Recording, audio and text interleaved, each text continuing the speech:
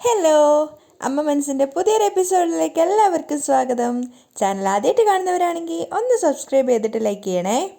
അപ്പോൾ മലരിനെയും കൂട്ടിയിട്ട് ചന്ദ്രിക നേരെ മഹേഷിൻ്റെ അടുത്തേക്ക് വന്നിരിക്കുകയാണ്. ആ സമയത്ത് മലരിനെ അവിടെ പുറത്ത് തടഞ്ഞു വെച്ചിട്ട് ചന്ദ്രിക മാത്രമാണ് മഹേഷിൻ്റെ അടുത്തേക്ക് പോകുന്നത്. ആ സമയത്ത് മഹേഷ് പറയുന്നുണ്ട്, ഞാനും നീയും മലരും കൂടെ ശ്രീലങ്കയിലേക്ക് പോകാൻ പോവുകയാണ്. അതുകൊണ്ട് തന്നെ സിദ്ധാർത്ഥിനെയും അതുപോലെ തന്നെ മഹേന്ദ്രനെയും ലക്ഷ്മിയും ഒക്കെ ഉപേക്ഷിച്ചിട്ട് നീ എൻ്റെ കൂടെ വരണമെന്ന്. അത് കേട്ടത് ചന്ദ്രിക ആകെ ഞെട്ടുകയാണ്. അവൾ ചോദിക്കുന്നുണ്ട്, നീ എന്തൊക്കെയായി പറയുന്നത്? അപ്പോൾ മഹേഷ് ഭീഷണിപ്പെടുത്തിക്കൊണ്ട് പറയുകയാണ്, ഒന്നുകിൽ ഞാൻ പറഞ്ഞ പോലെ നടക്കണം, അല്ലെങ്കിൽ സിദ്ധാർത്ഥിനെ ഞാൻ കൊന്നുകളയും. ഏതാ വേണ്ടത്? നീ തന്നെ ആലോചിച്ചിട്ട് പറ.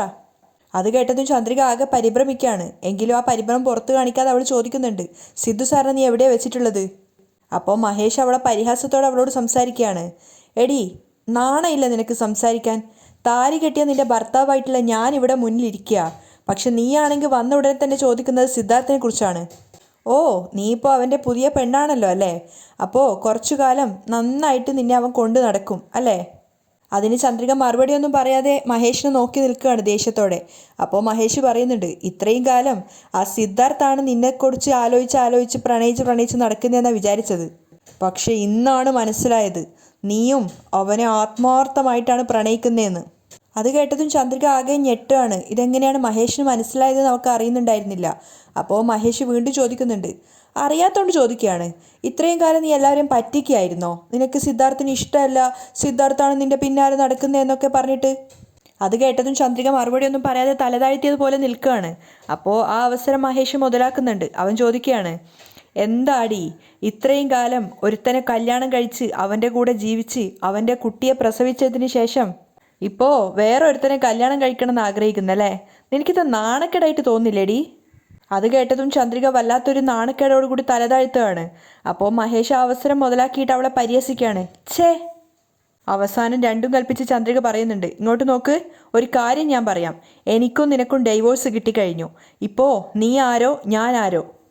അങ്ങനെയുള്ളപ്പോൾ നീ എന്തിനാ ഒരു കാര്യമില്ലാതെ എൻ്റെ ജീവിതത്തിൻ്റെ ഇടയിലേക്ക് വരുന്നത്? അപ്പോൾ മഹേഷ് പറയാണ്, ആ അത് ശരിയാണ്, മലരില്ലാതെ നീ ഒറ്റക്കായിരുന്നെങ്കിൽ ഞാൻ ഇത്ര വലിയ കാര്യമായിട്ട് ഇതെടുക്കില്ലായിരുന്നു. പക്ഷേ മലരില്ലേ, അവളെപ്പറ്റി നീ എപ്പോഴെങ്കിലും കുറച്ചൊക്കെ ചിന്തിച്ചിട്ടുണ്ടോ? അത് കേട്ട സമയത്ത് ചന്ദ്രിക തലതാഴ്ത്ത് നിൽക്കുകയാണ്. ആ അവസരം മുതലാക്കിയിട്ട് മഹേഷ് വീണ്ടും ചോദിക്കുന്നുണ്ട്, മലരിൻ്റെ അച്ഛനായിട്ട് ഞാൻ ജീവനോടുള്ളിടത്തോളം കാലം നീ സിദ്ധാർത്ഥിൻ്റെ പിന്നാലെ പോയിട്ട് അവനെ കല്യാണം കഴിച്ചാൽ മലർ എന്നെ അച്ഛാന്ന് വിളിക്കോ അതോ സിദ്ധാർത്ഥിനെ അച്ഛാന്ന് വിളിക്കോ? ചന്ദ്രിക മറുപടിയൊന്നും പറയാതെ തലതാഴ്ത്ത് നിൽക്കുന്ന കണ്ടപ്പോൾ മഹേഷ് പറയാണ്, ഇങ്ങോട്ട് നോക്ക്, ഒരു കാര്യം ഞാൻ പറയാം, സിദ്ധാർത്ഥിനെ നിന്റെ മനസ്സിൽ നിന്ന് വേരോടെ പറിച്ചു കളഞ്ഞേക്ക്.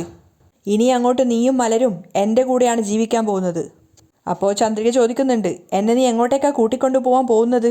അപ്പോൾ മഹേഷ് ചിരിച്ചുകൊണ്ട് പറയാണ്, നമ്മൾ 3 പേരും നാളെ ശ്രീലങ്കയിലേക്ക് പോകാൻ പോവുകയാണ്. അത് കേട്ടതും ചന്ദ്രിക ഞെട്ടിത്തരിച്ച് നിൽക്കുകയാണ്. അവൾ ദേഷ്യത്തോട് ചോദിക്കുന്നുണ്ട്, ആരോട് ചോദിച്ചിട്ടാ നീ ഇങ്ങനൊരു തീരുമാനം എടുത്തത്? അപ്പോൾ മഹേഷ് അവളെ കളിയാക്കിക്കൊണ്ട് ചോദിക്കുകയാണ്, ആഹാ, ആരോടാ ഞാൻ ചോദിക്കേണ്ടത്? നീ എൻ്റെ ഭാര്യയാണ്, മലർ എൻ്റെ കുട്ടിയും. ഞാൻ എങ്ങോട്ട് പോകുന്നുണ്ടെങ്കിലും നിങ്ങളും എൻ്റെ കൂടെ ഉണ്ടായിരിക്കണം. അപ്പോൾ ചന്ദ്രിക ദേഷ്യത്തോടെ ഛേ എന്ന് പറയുന്നുണ്ട്. അപ്പോൾ ചന്ദ്രിക അടക്കാനാവാത്ത ദേഷ്യത്തോടെ പറയുന്നുണ്ട്, നോക്ക്, നീ ചെയ്തത് വലിയ തെറ്റാണ്. നാളെ ഇത് പുറത്തറിഞ്ഞു കഴിഞ്ഞാൽ നിനക്ക് തന്നെയാണ് അത് ഏറ്റവും വലിയ വിഷയമാവാൻ പോകുന്നത്. അതെ, ഞാൻ വളരെ പഞ്ചപാവാണ്. എന്തൊക്കെ നാണക്കേടുകൾ ഈ ജീവിതത്തിൽ സഹിക്കാൻ പറ്റുമോ അത് മുഴുവൻ ഞാൻ സഹിച്ചു കഴിഞ്ഞു. ഇനി അങ്ങോട്ട് എനിക്ക് നഷ്ടപ്പെടാൻ ഈ ലോകത്തൊന്നുമില്ല. അതുകൊണ്ട് തന്നെ ഈ വിഷയത്തിൽ എൻ്റെ തീരുമാനം ഞാൻ മാറ്റാൻ പോകുന്നുമില്ല. മഹേഷിൻ്റെത് ഉറച്ച തീരുമാനമാണെന്ന് മനസ്സിലായതും ചന്ദ്രിക വല്ലാതെ ഭയന്ന് നിൽക്കുകയാണ്. അതേസമയം മലർ അവിടെ പുറത്ത് ആ ഡ്രൈവറുടെ കൂടെ നിൽക്കുകയാണ്. ചന്ദ്രിക പോയിട്ട് ഒത്തിരി നേരമായിട്ട് കാണാഞ്ഞപ്പോൾ മലർ വല്ലാതെ ഭയക്കുന്നുണ്ടായിരുന്നു. അവൾ ആ കൈ പിടിച്ചിരിക്കുന്ന ഡ്രൈവറോട് പറയുന്നുണ്ട്, എനിക്ക് എൻ്റെ അമ്മയെ കാണണം, എൻ്റെ കൈ വിട്.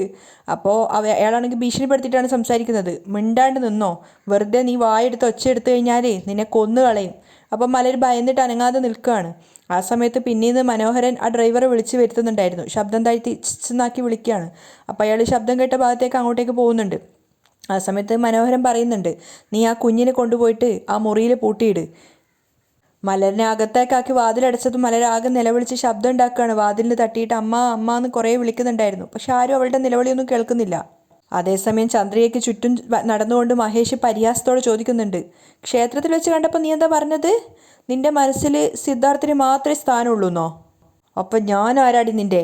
പറ, ഞാൻ ആരാ നിന്റെ? ചന്ദ്രിക ഒന്നും പറയാതെ ദേഷ്യത്തോടു കൂടി കണ്ണുകൾ അടച്ചു പിടിക്കുകയാണ്.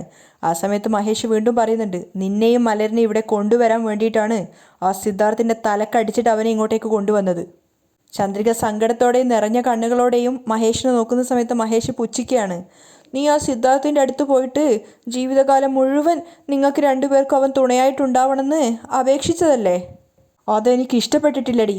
അവൻ വെറുപ്പോടെയും ദേഷ്യത്തോടെയാണ് പറയുന്നത്. അപ്പോൾ ചന്ദ്രയ്ക്ക് മനസ്സിലാവുന്നുണ്ട് താൻ സിദ്ധാർത്ഥിനോട് സംസാരിച്ചതൊക്കെ മഹേഷ് കേട്ടിട്ടുണ്ടായിരുന്നു എന്ന്. കുറച്ചു നേരത്തെ മൗനത്തിന് ശേഷം വീണ്ടും മഹേഷ് പറയാണ്, ഇങ്ങോട്ട് നോക്ക്, നീ ഇപ്പോൾ പോയി സിദ്ധാർത്ഥിൻ്റെ അടുത്ത് പറയണം, എനിക്ക് നിങ്ങളെ ഇഷ്ടമല്ല, എനിക്ക് നിങ്ങളുടെ കൂടെ ജീവിക്കാൻ താല്പര്യമില്ല, ഞാൻ നിങ്ങളെ മറന്ന പോലെ തന്നെ നിങ്ങളും എന്നെ മറന്നേക്ക് എന്ന് പറഞ്ഞേക്ക്. ചന്ദ്രിക അതിശയത്തോടു കൂടി മഹേഷിനെ തന്നെ നോക്കി നിൽക്കുകയാണ്. അവൻ എന്തൊക്കെയോ പ്ലാൻ ചെയ്തിട്ടാണ് വന്നതെന്ന് ചന്ദ്രയ്ക്ക് മനസ്സിലായി. അപ്പോൾ മഹേഷ് പറയുന്നുണ്ട്, അറ്റ്ലീസ്റ്റ് അങ്ങനെയെങ്കിലും നീ പറഞ്ഞാൽ മാത്രമേ ഞാൻ അവനെ ജീവനോടെ ഇവിടുന്ന് വിടുള്ളൂ. ഇല്ലെങ്കിൽ ഇവിടെ വെച്ച് തന്നെ അവനെ കൊന്നിട്ട് നിന്നെയും മലരിനെയും കൂട്ടിയിട്ട് ഞാൻ ശ്രീലങ്കയിലേക്ക് പോവും. ചന്ദ്രിക വല്ലാതെ ഭയന്നിട്ട് മഹേഷിനെ നോക്കി നിൽക്കുന്ന സമയത്ത് മഹേഷ് ചോദിക്കുന്നുണ്ട്, എന്താ നോക്കുന്നത്? എന്നെ നീ പൊട്ടനെ പോലെ ആക്കിയിട്ട് അവൻ്റെ കൂടെ നീ ജീവിക്കാമെന്ന് വിചാരിച്ചാ ഞാനൊരു പൊട്ടനെ പോലെ അത് നോക്കി നിൽക്കുന്നതാണോ നീ കരുതിയത്? എന്നിട്ട് കളിയാക്കിക്കൊണ്ട് ചന്ദ്രികയോട് പറയാണ്, ഏത് വായ കൊണ്ടാണോ ഞാൻ നിങ്ങളെ മാത്രമേ സ്നേഹിക്കുന്നുള്ളൂ, നിങ്ങൾക്ക് വേണ്ടി മാത്രമാണ് ഞാൻ ജീവിക്കുന്നത് എന്ന് അവനോട് പറഞ്ഞോ, അതേ വായ കൊണ്ട് തന്നെ ഞാൻ മഹേഷിൻ്റെ കൂടെയാണ് ജീവിക്കാൻ പോകുന്നത്. മഹേഷാണ് എൻ്റെ ഭർത്താവ്. ജീവിതത്തിൻ്റെ അവസാനം വരെ എനിക്ക് മഹേഷിനെ തന്നെ വേണം എന്ന് നീ പോയിട്ട് സിദ്ധാർത്ഥിനോട് പറ. മനസ്സിലായോ എന്ന് ചോദിച്ചിട്ട് ചന്ദ്രികയുടെ കൈ പിടിച്ചു വലിച്ചിട്ട് സിദ്ധാർത്ഥിൻ്റെ അടുത്തേക്ക് കൂട്ടിക്കൊണ്ട് പോവുകയാണ്. അവൾ കൈ വിടിവിക്കാൻ വേണ്ടി കുറേ ശ്രമിക്കുന്നുണ്ട്. പക്ഷെ അതൊന്നും വകവെക്കാതെ മഹേഷ് അവളുടെ കയ്യിൽ മുറുക്കെ പിടിച്ചിട്ട് സിദ്ധാർത്ഥിൻ്റെ അടുത്തേക്ക് കൊണ്ടുപോവാണ്. ആ സമയത്ത് മലരാണെങ്കിൽ ആ വാതിലിന് മുട്ടി തളർന്നിട്ടുണ്ടായിരുന്നു. അവൾ അമ്മയെ വിളിച്ച് ഒരുപാട് കരഞ്ഞ് അവിടെ നിലത്തിരിക്കുകയാണ് തളർന്നിട്ട്. സിദ്ധാർത്ഥിനെ തട്ടിക്കൊണ്ട് വന്നതാണെന്ന് മഹേഷ് അത്രയും നേരം പറഞ്ഞിട്ടുണ്ടായിരുന്നെങ്കിലും ചന്ദ്രിക വിശ്വസിച്ചിട്ടുണ്ടായിരുന്നില്ല. പക്ഷേ മഹേഷ് നേരെ സിദ്ധാർത്ഥിൻ്റെ അടുത്തേക്ക് കൂട്ടിക്കൊണ്ടുപോയ സമയത്ത് അവനവിടെ ബോധമില്ലാതെ കിടക്കുന്ന കണ്ടപ്പോൾ ചന്ദ്രിക വല്ലാതെ പേടിച്ചു പോവാണ്. അവൾ മഹേഷിൻ്റെ കൈവിട്ടിട്ട് സിദ്ധാർത്ഥിൻ്റെ അടുത്തേക്ക് ഓടിപ്പോകുന്നുണ്ട്. അയ്യോ സിദ്ധു സർ. പക്ഷേ മഹേഷ് അവളുടെ കയ്യിൽ വീണ്ടും മുറുകെ പിടിച്ചിട്ട് സിദ്ധാർത്ഥിൻ്റെ അടുത്തേക്ക് അവളെ പോകാൻ വിടുന്നില്ല. എവിടേക്കാടി പോകുന്നേ എന്നൊക്കെ ചോദിച്ചിട്ട് കളിയാക്കുകയാണ്. അപ്പോൾ ചന്ദ്രിക അയാളോട് കെഞ്ചുന്നുണ്ട്, എടാ വിടടാ പ്ലീസ്. അപ്പോൾ മഹേഷ് ചോദിക്കുകയാണ്, അയ്യോ അവനിങ്ങനെ ബോധം കെട്ട് കിടക്കുന്ന കണ്ടപ്പോൾ തന്നെ നിനക്ക് വല്ലാതെ പരിഭ്രാന്തിയായോ? മര്യാദയ്ക്ക് ഇങ്ങോട്ട് നോക്കിക്കോ. മര്യാദയ്ക്ക് ഞാൻ എന്താണോ പറഞ്ഞത് അതുപോലെ അവനോട് പറയാൻ നോക്ക്. അല്ലെങ്കിൽ ഇവിടെ വെച്ച് തന്നെ അവൻ്റെ ജീവൻ ഞാൻ തീർക്കും.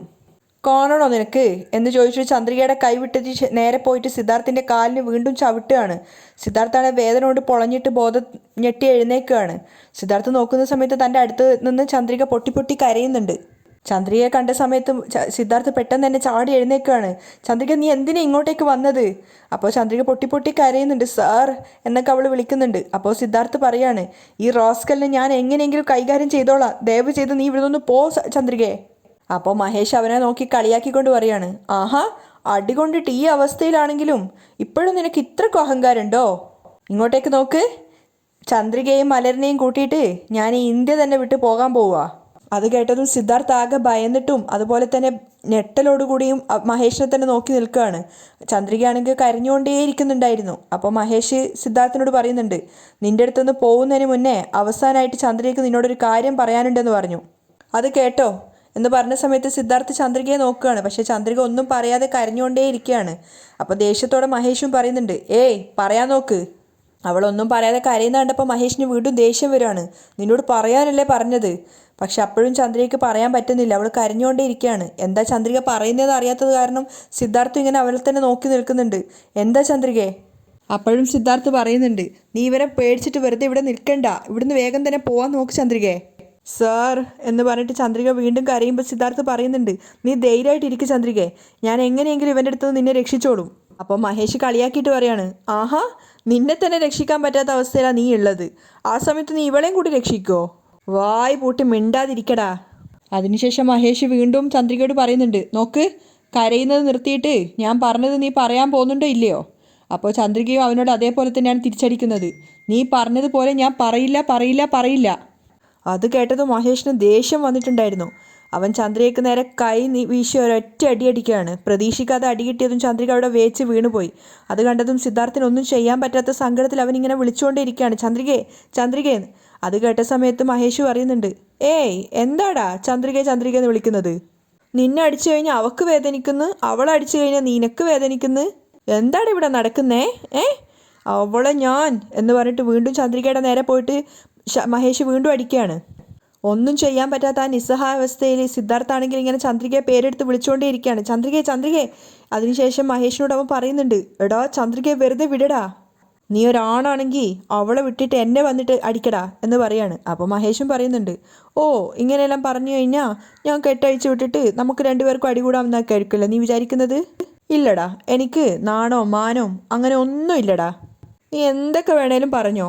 അപ്പോൾ സിദ്ധാർത്ഥും പറയുന്നുണ്ട്, നിന്നെപ്പോലൊരു ഇത്രയും അതപ്പതിച്ച ഒരുത്തനെ ഞാനൊരു ജീവിതത്തിൽ തന്നെ കണ്ടിട്ടില്ല.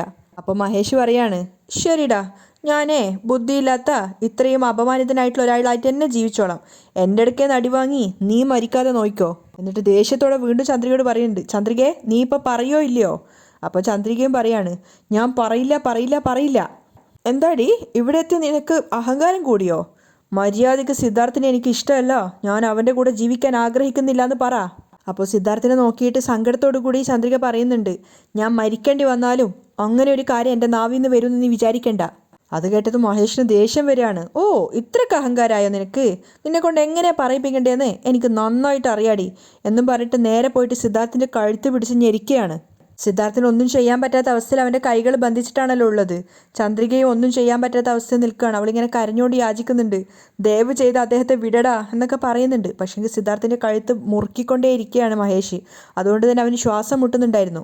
ചന്ദ്രിക എത്ര യാചിച്ചിട്ടും മഹേഷ് അവൻ്റെ കഴുത്തിലും വെച്ചിട്ടുണ്ടായിരുന്ന കൈ എടുത്ത് മാറ്റുന്നില്ല.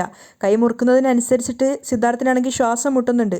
ചന്ദ്രിക പൊട്ടി പൊട്ടി കരയാണ്. മഹേഷ് വീണ്ടും വീണ്ടും ചോദിക്കുന്നുണ്ട്, നീ ഇപ്പം പറയോ ഇല്ലയോ? നീ ഇപ്പം തന്നെ പറയുന്നുണ്ടോ ഇല്ലയോ? ഇവനെ ഇഷ്ടമല്ല എന്നുള്ളത് നീ ഇപ്പം പറയോ ഇല്ലയോ എന്ന് പറഞ്ഞ് വീണ്ടും വീണ്ടും കഴുത്ത് മുറുക്കുകയാണ്. ചന്ദ്രിക ഒരുപാട് കരയുന്നുണ്ട്. അവസാനം നിവൃത്തിയില്ലാതെ മഹേഷിനെ നേരെ തട്ടിക്കയറിയിട്ട് അയാളുടെ കയ്യിൽ നിന്ന് സിദ്ധാർത്ഥിനെ രക്ഷിക്കാൻ ശ്രമിക്കുകയാണ് ചന്ദ്രിക. എന്നിട്ട് ദേഷ്യത്തോടെ മഹേഷിനോട് പറയുന്നുണ്ട്, എടാ നിനക്ക് വേണമെങ്കിൽ നീ എന്നെ കൊല്ല്, എന്തിനാണ് അദ്ദേഹത്തെ കൊല്ലാതെ കൊല്ലുന്നത്? കരഞ്ഞുകൊണ്ട് ചോദിക്കുകയാണ് ചന്ദ്രിക. അപ്പോൾ മഹേഷ് പറയുന്നുണ്ട്, നിന്നെ ഞാൻ കൊല്ലില്ലടി, ഞാനേ ഇവനെയാ കൊല്ലുക. ഇവൻ ചത്തതിന് ശേഷം ദിവസവും നീ ഇവനെ കൊണ്ട് തന്നെ ചിന്തിച്ച് കരഞ്ഞു കരഞ്ഞ് മരിക്കണം. ചന്ദ്രിക പൊട്ടി പൊട്ടി കരയാണ്. ഇവനെ ഞാൻ ഒറ്റയടിക്കൊന്നും കൊല്ലില്ല. മഹേഷ് പറയുന്ന കേട്ടപ്പോൾ ചന്ദ്രിക പറയുന്നുണ്ട് കരഞ്ഞുകൊണ്ട്, എന്തിനാടാ ഇങ്ങനെ സൈക്കോയെ പോലെ പെരുമാറുന്നേ? ദയവ് ചെയ്ത് അദ്ദേഹത്തിൻ്റെ കൈകളൊന്ന് കെട്ടഴിച്ച് വിടടാ, അദ്ദേഹം പൊയ്ക്കോട്ടെ. അപ്പോൾ മഹേഷ് പറയുന്നുണ്ട്, ആദ്യം ഞാൻ പറഞ്ഞ പോലെ നീ ഇവനെ ഇഷ്ടമല്ല എന്ന് പറ, അതിനുശേഷം ഇവൻ അഴിച്ചു വിടണമെന്ന് ഞാൻ തീരുമാനിക്കാം. ഇല്ലെങ്കിൽ ഇവിടെ വെച്ച് തന്നെ ഇവനെ കൊല്ലാമെന്ന് പറഞ്ഞിട്ട് വീണ്ടും സിദ്ധാർത്ഥിനെ പിടിച്ച് എഴുന്നേൽപ്പിച്ചിട്ട് അവൻ്റെ കഴുത്ത് പിടിച്ച് ഞെരിക്കുകയാണ്. ചന്ദ്രികയാണെങ്കിൽ ഒന്നും ചെയ്യാൻ പറ്റാതെ പൊട്ടി പൊട്ടി കരയാണ്. അവസാനം നിവൃത്തിയില്ലാതെ ചന്ദ്രിക പറയുന്നുണ്ട്, വിടടാ, ഇപ്പം എന്താ നിനക്ക് വേണ്ടത്? സിദ്ധു സാറിന് എനിക്ക് ഇഷ്ടമല്ല എന്ന് ഞാൻ പറയണം, അത്രയല്ലേ വേണ്ടൂ? എന്നെക്കൊണ്ട് ഇനി എൻ്റെ സിദ്ധു സാറിന് ഒരു കഷ്ടവും വേണ്ട, ഞാൻ അവരെ മറന്നുകൊള്ളാം, ദയവ് ചെയ്ത് അവരെ വിടടാ. എനിക്ക് എന്നെയല്ലേ വേണ്ടത്, ഞാൻ നിൻ്റെ കൂടെ എങ്ങോട്ട് വേണമെങ്കിലും വരാം, ദയവ് ചെയ്ത് നീ അവരെ വിട്ടിട് എന്ന് പറഞ്ഞിട്ട് മഹേഷിന് നേരെ തൊഴുത് നിൽക്കുകയാണ്. അത് കേട്ട സമയത്ത് മഹേഷ് ശരിക്കും ഒരു സൈക്കോയെ പോലെ ചിരിക്കുന്നുണ്ട്. പക്ഷെ സിദ്ധാർത്ഥാണെങ്കിൽ ആകെ ഷോക്കായിട്ട് നിൽക്കുകയാണ്. എന്നിട്ട് മഹേഷ് പറയുന്നുണ്ട്, അങ്ങനെ വഴിക്ക് വാടി. അതിനുശേഷം വീണ്ടും സിദ്ധാർത്ഥിൻ്റെ കഴുത്തിന് കുത്തിപ്പിടിച്ചിട്ട് മഹേഷ് പറയാണ്, നോക്ക്, ചന്ദ്രിക പറഞ്ഞത് കേട്ടില്ലേ, അവൾ നിന്നെ മറന്നോളാന്ന്. അതുപോലെ തന്നെ അവൾ മറന്നോളും. ഇനി നീയും അവളെ മറന്നേക്കണം. ഞാനും ചന്ദ്രികയും പുതിയൊരു ജീവിതം ആരംഭിക്കാൻ പോവുക. ആവശ്യമില്ലാതെ വീണ്ടും ഞങ്ങളുടെ ജീവിതത്തിലേക്ക് നീ കടന്നു വന്നാ നിന്നെ ഞാൻ കൊന്നുകളയും എന്ന് പറഞ്ഞിട്ട് സിദ്ധാർത്ഥിനെ പിടിച്ച് തള്ളിയിട്ട് ചന്ദ്രികയുടെ കൈയും പിടിച്ചു വലിച്ചുകൊണ്ട് മഹേഷ് അവിടുന്ന് പോവുകയാണ്. ആ സമയത്ത് ചന്ദ്രിക സിദ്ധാർത്ഥിനെ നേരെ നോക്കിയിട്ട് പറയുന്നുണ്ട്, നിങ്ങൾ എങ്ങനെയെങ്കിലും ഇവിടുന്ന് രക്ഷപ്പെടാൻ നോക്ക് സർ, എനിക്ക് വേണ്ടിയിട്ട് നിങ്ങൾ ഇതുവരെ അനുഭവിച്ച കഷ്ടപ്പാടുകളൊക്കെ മതി, പ്ലീസ് സാർ, ദയവ് ചെയ്ത് ഇവിടുന്ന് ഒന്നെങ്ങനെയെങ്കിലും രക്ഷപ്പെട്ട് പോ സാർ എന്നൊക്കെ അവൾ കരഞ്ഞ് കരഞ്ഞ് പറയുകയാണ്. അപ്പോഴേക്കും മഹേഷ് അവളെയും പിടിച്ച് വലിച്ചുകൊണ്ട് അവിടുന്ന് പോയിട്ട് വേറൊരു മുറിയിൽ അവളെ പിടിച്ച് തള്ളിയിട്ട് വാതിൽ പുറത്ത് നടക്കുകയാണ്. എന്നിട്ട് മഹേഷ് ചന്ദ്രികയെ വാൺ ചെയ്യുന്നുണ്ട്, ഞാൻ പറയുന്നത് വരെ നീ ഇതിൻ്റെ അകത്ത് നിന്ന് ഇറങ്ങാൻ ശ്രമിച്ചാൽ ഞാൻ നിന്നോട് പറയാം, സിദ്ധാർത്ഥ് ജീവനോടെ ഉണ്ടാവില്ല. അങ്ങനെ ചന്ദ്രിക ഒരു മുറിയിലും മലരൊരു മുറിയിലും സിദ്ധാർത്ഥ് അവിടെ നിലത്തൊക്കെ ആയിട്ട് 3 പേര് അവിടെ 3 അവസ്ഥയിലായിട്ട് നിൽക്കുകയാണ്. അതേസമയം വീട്ടിലാണെങ്കിൽ ജാനകി ആകെ ടെൻഷനോട് കൂടി ഏട്ടൻ്റെ അടുത്ത് വന്നിട്ട് പറയുന്നുണ്ട്, സിദ്ധാർത്ഥ് ഇത്രയും നേരമായിട്ട് വന്നിട്ടില്ല, അവൻ്റെ ഫോണാണെങ്കിൽ സ്വിച്ച് ഓഫ് ആണെന്ന്. അപ്പോൾ മഹേന്ദ്രൻ പറയുന്നുണ്ട്, ഞാൻ വിചാരിച്ച അവൻ എയർപോർട്ടിൽ നിന്ന് വരുന്ന വഴിക്ക് അവൻ്റെ ഫ്രണ്ടിനെ കാണാൻ പോയിട്ടുണ്ടാവുന്ന, ഞാൻ വിളിച്ചു നോക്കാം എന്ന് പറഞ്ഞിട്ട് അദ്ദേഹം വിളിച്ചു നോക്കുന്ന സമയത്ത് സിദ്ധാർത്ഥിൻ്റെ ഫോൺ ഓഫാണ്. അത് കേട്ട സമയത്ത് എല്ലാവരും പരിഭ്രാന്തരായിട്ട് നിൽക്കുകയാണ്. ജാനകിയാണെങ്കിൽ പൊട്ടി പൊട്ടി കരയുന്നുണ്ട്. ലക്ഷ്മി അവരെ സമാധാനിപ്പിക്കുകയാണ്. സിദ്ധാർത്ഥിനൊന്നും സംഭവിച്ചിട്ടുണ്ടാവില്ല, അവൻ എത്രയും പെട്ടെന്ന് വരും എന്നൊക്കെ പറഞ്ഞ് സമാധാനിപ്പിക്കുന്നുണ്ട്. ആ സമയത്ത് മഹേന്ദ്രൻ പെട്ടെന്ന് ആലോചിച്ചിട്ട് പറയാണ്, സിദ്ധാർത്ഥിനൊരു കൂട്ടുകാരനില്ലേ, അവൻ്റെ നമ്പർ ആരുടെയും കയ്യിലുണ്ടോ? അപ്പോൾ പെട്ടെന്ന് തന്നെ ആരതി പറയുന്നുണ്ട്, എൻ്റെ കയ്യിലുണ്ട്, ഞാൻ തരാമെന്ന്. അങ്ങനെ ആരതി അവനെ വിളിക്കുന്ന സമയത്ത് രാജേഷ് ഫോൺ എടുത്തിട്ട് പറയുന്നുണ്ട്, ഇതെന്താ സിദ്ധാർത്ഥിൻ്റെ പെങ്ങളുടെ നമ്പറാണല്ലോ, എന്താ കാര്യം എന്ന് ചോദിക്കുന്ന സമയത്ത് ആരതി പറയാണ്, സിദ്ധാർത്ഥ് കാണാൻ വന്നിട്ടുണ്ടായിരുന്നു ചോദിക്കുന്ന സമയത്ത് ഇല്ല സിദ്ധാർത്ഥ് വന്നിട്ടില്ലല്ലോ എന്ന് അവനും പറയുന്നുണ്ട്. എന്നെ എയർപോർട്ടിൽ നിന്ന് വിളിച്ചിട്ടുണ്ടായിരുന്നു, ഈവനിങ് ആകുമ്പോഴേക്കും വീട്ടിലേക്ക് വരാമെന്ന് പറഞ്ഞിട്ടുണ്ട്, പക്ഷേ ഇത്രയും നേരമായിട്ട് വന്നിട്ടില്ലല്ലോ. എന്തു പറ്റി രാജേഷ് ചോദിച്ചപ്പോൾ ആരതി പറയുന്നുണ്ട്, അത് ഏട്ടൻ ഇത്ര നേരമായിട്ട് വീട്ടിലെത്തിയിട്ടില്ല, അതുകൊണ്ട് നിങ്ങൾക്ക് എന്തെങ്കിലും അറിയുമെന്ന് അറിയാൻ വേണ്ടി വിളിച്ചതാ. ഇത്രയും നേരമായിട്ട് സിദ്ധു വീട്ടിലെത്തിയില്ലെന്നോ? എനിക്കൊന്നും അറിയില്ലല്ലോ മോളെ. ശരി, നീ വെച്ചോ, ഞാൻ ബാക്കിയുള്ള ഫ്രണ്ട്സിനെയൊക്കെ ഒന്ന് വിളിച്ചിട്ട് നിന്നോട് പറയാം. ശരി, നിങ്ങളൊന്ന് അന്വേഷിച്ചിട്ട് ഇങ്ങോട്ടേക്ക് വിളിക്കുന്നു പറഞ്ഞിട്ട് ആരെയും കോൾ കട്ട് ചെയ്യാണ്. അതിനുശേഷം മഹേന്ദ്രനോട് പറയുന്നുണ്ട്, അവർക്കൊന്നും അറിയില്ല, എല്ലാവരും ആകെ ടെൻഷനായിട്ട് കരയുന്ന അവസ്ഥയിലാണുള്ളത്. അപ്പോൾ മുത്തശ്ശനും പറയുന്നുണ്ട്, സിദ്ധാർത്ഥ് ഇങ്ങനെയൊന്നും ചെയ്യാത്തതാണല്ലോ, പറയാതെ അവൻ എവിടെ പോയതാ? അപ്പോൾ മഹേന്ദ്രൻ പറയുന്നുണ്ട്, ഇപ്പോൾ പേടിക്കൊന്നും വേണ്ട, കുറച്ചു നേരം കൂടെ കാത്തു നോക്കാം, ചെറിയ കുട്ടിയൊന്നും അല്ലല്ലോ. എന്നിട്ട് ജാനകിയോട് മുറിയിലേക്ക് പോകാൻ പറയുന്നുണ്ട്. മാത്രമല്ല സിദ്ധാർത്ഥ് കുറച്ചു നേരം കൊണ്ട് വരും, അപ്പം നിന്നെ വന്ന് കണ്ടോളും. സിദ്ധാർത്ഥിൻ്റെ മറ്റുള്ള ഫ്രണ്ട്സിനോടൊക്കെ അന്വേഷിക്കാൻ വേണ്ടി പറഞ്ഞേൽപ്പിച്ചിട്ടാണ് ജാനകി അവിടുന്ന് പോകുന്നത്. എല്ലാവരും മുറിയിലേക്ക് പോയ സമയത്ത് ലക്ഷ്മി ചോദിക്കുന്നുണ്ട്, എന്താ ഏട്ടാ ഇത്, സിദ്ധാർത്ഥ് ഇങ്ങനെ ചെയ്യാത്തതാണല്ലോ, എന്ത് ചെയ്യുകയാണെങ്കിൽ അവനൊന്ന് പറഞ്ഞിട്ട് ചെയ്തൂടെ? ഇപ്പം തന്നെ നോക്കിയേ, പാവം ജാനകി ചേച്ചി എന്തോമാത്രം വിഷമിക്കുന്നുണ്ട്. അപ്പോൾ മഹേന്ദ്രൻ പറയുന്നുണ്ട്, ഒരുപക്ഷെ അവൻ്റെ ഫോൺ ഓഫായതായിരിക്കും, അതുകൊണ്ടായിരിക്കും വിളിക്കാത്തത്. സിദ്ധാർത്ഥിനെ കുറിച്ചോർത്ത് വെറുതെ ഭയപ്പെടണ്ട, അവനെ ശത്രുക്കളായിട്ട് ആരും അതുമില്ല, മോശമായിട്ടുള്ള സ്വഭാവങ്ങളൊന്നുമില്ലല്ലോ, കുറച്ചു നേരം കൂടി കാത്തു നിന്ന് നോക്കാം. അതേസമയം ബോധമില്ലാതെ ആ ഗോഡൌണിനകത്താണ് സിദ്ധാർത്ഥ് ഉണ്ടായിരുന്നത്. അവിടെയാണ് ഇന്നത്തെ എപ്പിസോഡ് വൈൻഡപ്പ് ചെയ്യുന്നത്.